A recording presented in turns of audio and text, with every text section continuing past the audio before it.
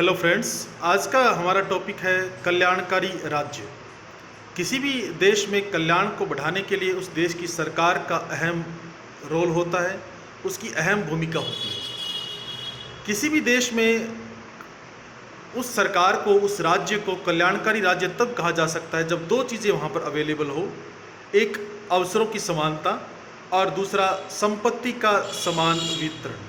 अगर ये दोनों चीज़ें एक साथ है तो हम उस राज्य को कह सकते हैं कि कल्याणकारी राज्य है। एंडरसन ने बहुत पहले कहा था कि तीन चीज़ें अगर किसी राज्य में है तो उसको हम कल्याणकारी राज्य कह सकते हैं। एक सामाजिक प्रजातंत्र, एक संरक्षण और एक उदारवादिता। तो तीनों चीज़ें जहाँ मौजूद है उस राज्य को कल्याणकारी राज्य का नाम दिया जा सकता है। ऐसा नहीं है कि कल्याणकारी राज्य की स्थापना है वो वर्तमान सदी में हुई है या इन्हीं सालों में है। 1930 से पहले भी बहुत राज्य है वो कल्याणकारी राज्य थे। नीदरलैंड है वो कल्याणकारी राज्य है, उसकी स्थापना हो चुकी थी। यूके है, वहाँ भी लिबरल पार्टी है, उसने कल्याणकारी राज्य की स्थापना कर दी थी। उरुग्वे में भी कल्याणकारी राज्य की स्थापना थी और जर्मनी में भी 1880 में ही कल्याणकारी राज्य उसकी स्थापना की और उस कदम बढ़ चुके थे। लेकिन 1930 के बाद जो ग्रेट डिप्रेशन थी उसमें केन्स ने बताया कि प्रत्येक राज्य को कल्याण की ओर बढ़ना चाहिए, इफेक्टिव डिमांड को बढ़ाना चाहिए और इसके लिए सरकार को तुरंत आगे आना चाहिए। तो 1930 के बाद कल्याणकारी राज्य है, उनकी स्थापना है, उसमें जो प्रयास है वो तेजी से बढ़े। एक इतिहासकार है जिसका नाम है रॉबर्ट पैक्सटन, आपने सुना होगा, कभी हिस्टोरियन है।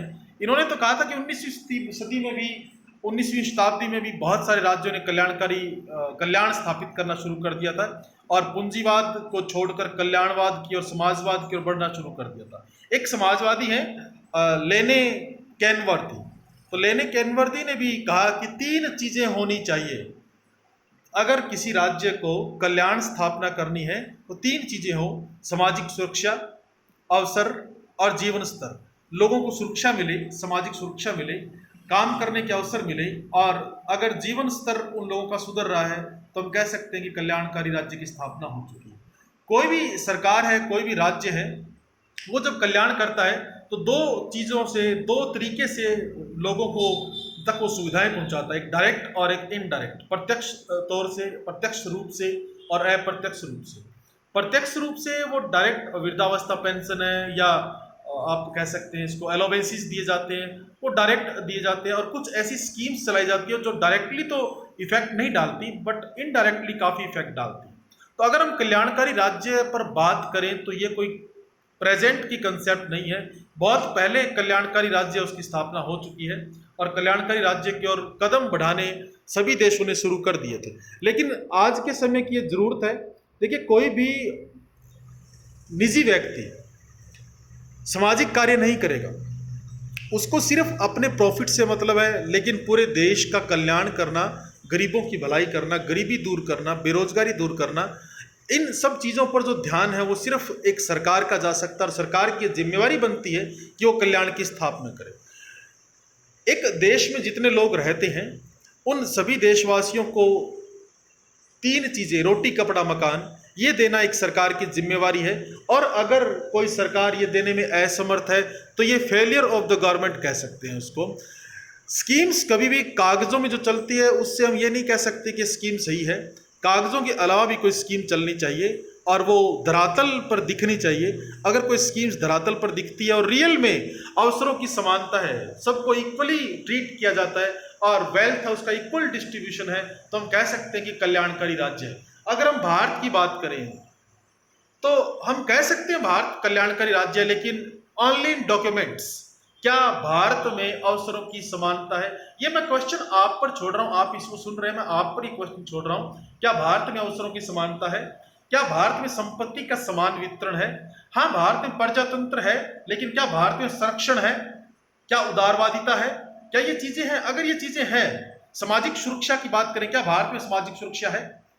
अवसर की बात हम कर चुके हैं, क्या लोगों का जीवन स्तर उच्च स्तर का है, जीवन जीना उच्च स्तर का है? अगर ये चीजें सब है तो भारत भी एक अच्छा कल्याणकारी राज्य है। और अगर इन चीजों में कमी है तो फिर इन चीजों को सुधार कर, इन चीजों को ठीक करके और कल्याणकारी राज्य बनाने की कोशिश करनी चाहिए। कागजों में कहने से, डॉक्यूमेंट्स में कहने से कुछ हो नहीं जाता, चीज़ें हैं वो धरातल पर दिखनी चाहिए। तो कल्याणकारी राज्य के बारे में आपने सुना है, आप इसको और पढ़िएगा कि वेलफेयर स्टेट है उसको बनाना और उसको कंटिन्यू रखना हर सरकार की जिम्मेवारी होती है, और जिसमें हम भारत में आफ्टर इंडिपेंडेंस 1947 से ही लगे हुए हैं कि हम कल्याणकारी राज्य की स्थापना करें और कंटिन्यू इस पर चले हुए हैं। लेकिन ये प्रेजेंट भारत की बात की है। भारत में बहुत सालों पहले ये जो बीसी है, ये बीसी से भी पहले जितना भी है, अभी आप चंद्रगुप्त का राज्य देखिए, आप अशोक का देखिए, किसी का राज्य देखिए, कल्याणकारी राज्यों की स्थापना बहुत पहले हो चुकी है। और प्रेजेंट में भी भारत है वो एक कल्याणकारी राज्य है, लेकिन कुछ कोशिशें और भी करनी होगी ताकि ये कल्याणकारी राज्य है वो बन सके, प्रैक्टिकली बन सके। तो आप इस कंसेप्ट को पढ़िएगा, अच्छे से पढ़िएगा, और इसका प्रैक्टिकल एस्पेक्ट है उसकी हम फिर कभी डिस्कस करेंगे। Thank you very much.